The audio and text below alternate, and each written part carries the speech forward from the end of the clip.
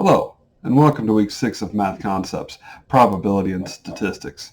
Can you believe that we only have one more week to go? I'm proud of you for sticking with this course. We have learned a lot so far. I hope that it has been rewarding for you as a student. We are going to skip ahead in the textbook again this week. This is an introductory course, and there are only so many topics we can cover. However, if you're planning to take a follow-up course in statistics, I encourage you to hang on to your textbook to use as a resource when you take that future course. The theme of this week's topics is studying the relationships between two quantitative variables. We'll start off in topic 26 by looking at a number that is used to quantify how strongly two quantitative variables are related. This number is called the correlation coefficient.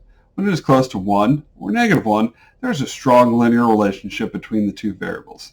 When it is close to 0, there's not much linear relationship at all.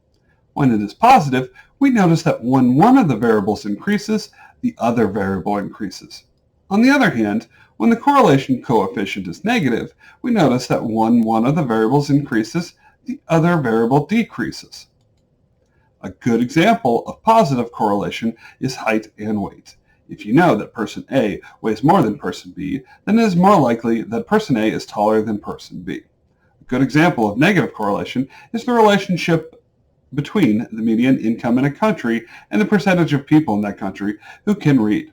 The higher the median income, the lower the literacy rates. In topic 27, we will study least squares regression lines. When two quantitative variables are moderately or strongly correlated, we can make a linear equation that allows us to predict the value of one variable given the value of the other one. For instance, we can use a least squares regression line to predict the height of a person if we know that person's weight. Or we can use a different line to predict the literacy rate in a country if we know the median income in that country.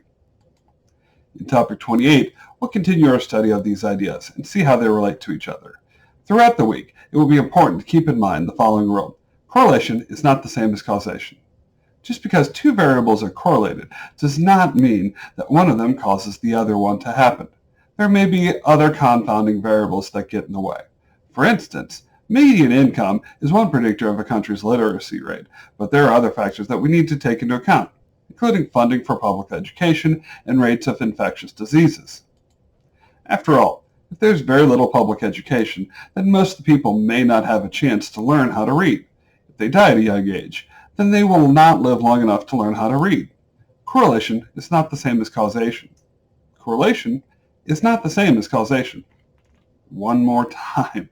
Correlation is not the same as causation. Before I finish up this last video, let me add a final word about the final exam. It will open on Saturday this week, and it will remain open until Wednesday of next week. As with the previous two exams, it will be given using remote proctor. Make sure that you are well rested and well fed when you take the exam. You should also know that I'm praying for each and every one of you to do well in this course. I don't like to fail students, and that includes you. Don't let the fact that we are almost finished lull you into complacency. Keep your nose to the grindstone this week and finish up strong.